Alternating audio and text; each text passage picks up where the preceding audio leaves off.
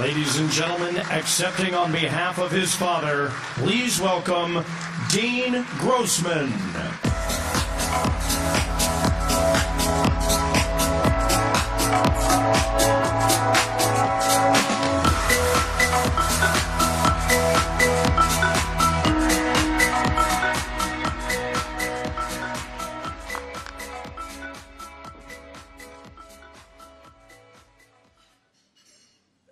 Thank you. The one thing I have to start by saying is my brother and sisters and my mother are out here.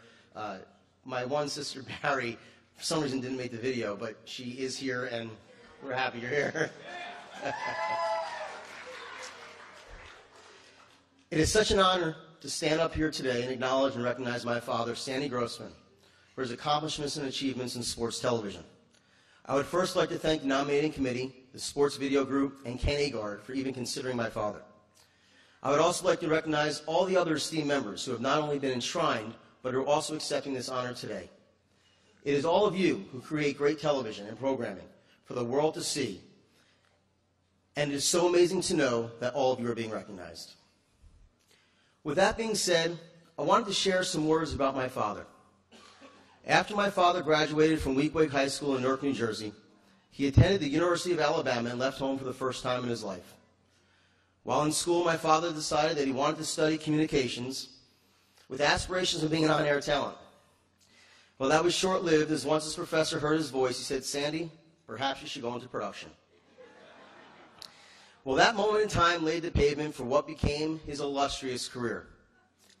After serving in the Army, Sandy got a job as an usher at the Ed Sullivan Theater, where he not only saw some great acts, but worked alongside an act in the mailroom who became a worldwide star himself named Barry Manilow. From there, my father took a job as a production assistant with WCBS in New York, and while at the local affiliate, CBS Sports asked for someone on loan as they needed some additional personnel. Well, the loan turned out to be a lifetime, as he spent over 25 years with the network and an additional 16 with Fox. Sandy was a very special man who touched so many lives. He always gave everyone some time, no matter who they were, and was always there to offer advice or to shake a hand.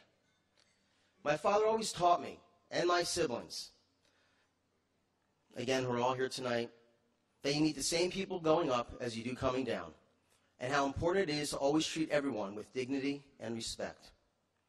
Over the years, my father had a chance to work with many amazing people. People who started on his crew as BAs, ADs, and stat guys, a lot of people, they're all sitting in this room, who then became directors and producers and the top of their class. Many of you who are in this room tonight had just as much of an impact on my father as I have been told he did for you. Each person my father worked with taught him something. Whether it be about life, about television, or about their humble beginnings, he was touched and honored to be a part of your lives. My father loved this business, and he loved what he did. He treated every event, whether it was a Super Bowl or a tractor pull, like it was the biggest event on television. His goal was to always give the viewer 90% of what they wanted to see and 10% of what they never expected to see.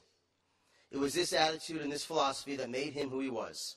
He was a risk taker, an innovator, and someone who loved telling stories through pictures. Whether it was using music, going in and out of commercial breaks, using a postcard of a city to show an aerial live shot, or creating a new angle for viewers to appreciate, my father was a forward thinker, and what he did has very much become standard. At CBS, my father was lucky enough to work with some of the best in the business. On basketball, it was Bill Russell, Tommy Heinsohn, Dick Stockton, and Mike Burks. And then, of course, Pat O'Brien on At the Half. From 1972 through 1990, that crew covered some of the most exciting players and teams to ever be seen in the NBA. And David Stern is here tonight, and he did a great job with the NBA during that time as well. During his time at CBS, Stanley had the opportunity to direct the opening ceremonies and hockey coverage for 2 Olympic Games. While doing it, he had the chance to work with the best in that sport, along with Richie Zines, who has since become one of the greatest producers in the business, and Mike Emmerich and John Davidson. They too created lasting memories for sports fans. He then continued with Fox when Fox acquired the NHL, when they acquired the NHL. However, it was his time covering the NFL at CBS and Fox which set him apart. First, it was Pat Summerall and Tom Brookshire, a dynamic duo full of personality and stories. Then came John Madden, and, well, the rest is history. However, for all the years my father sat in that production truck, he worked alongside Bob Stenner. Bob and Sandy created a partnership like no other, a partnership that lasted over 4 decades and for my father a record 10 Super Bowls. They understood each other and understood Pat and John, making their telecast very special.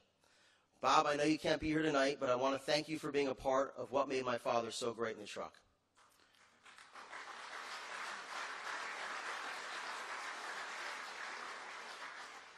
This award would not be possible without Bob, and in fact, this honor is not just about my father. It is about all the great cameramen, great TDs, amazing audio technicians, and the others on the crew. This honor is for those that sat in those camera meetings leading up to the game and giving your heart and soul to the telecast and my father. Enduring the elements of the outdoors or long, double or triple overtimes, you never let them down. Without all of you, there would be no Stanley Grossman. Now, just for a moment, I want to talk about my father, the man. Although he was gone every weekend, he was never not present. Before every game, he called home to speak with my mother and his wife of 51 years, Faith, who I would like to recognize, who's sitting right here.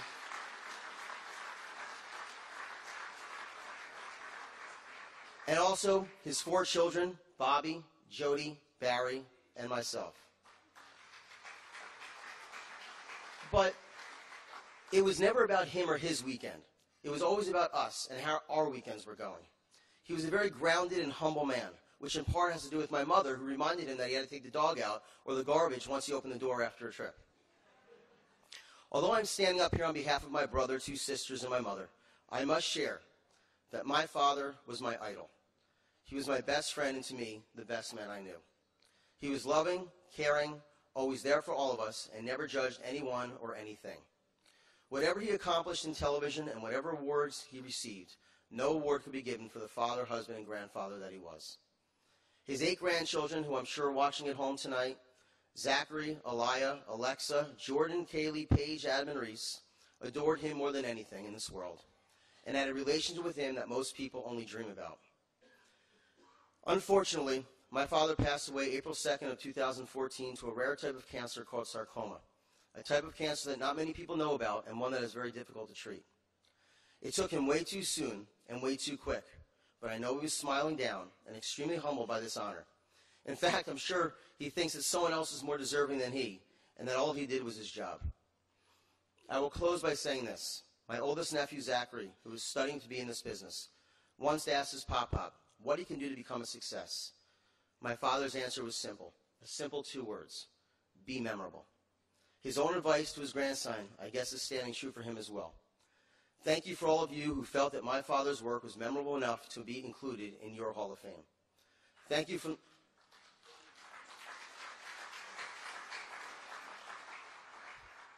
the bottom of my heart, and thank you from my family for recognizing Stanley Grossman. Dad, we love you, we miss you, and I hope we could all raise a glass and toast you in heaven and congratulate you on an honor well deserved. Thank you.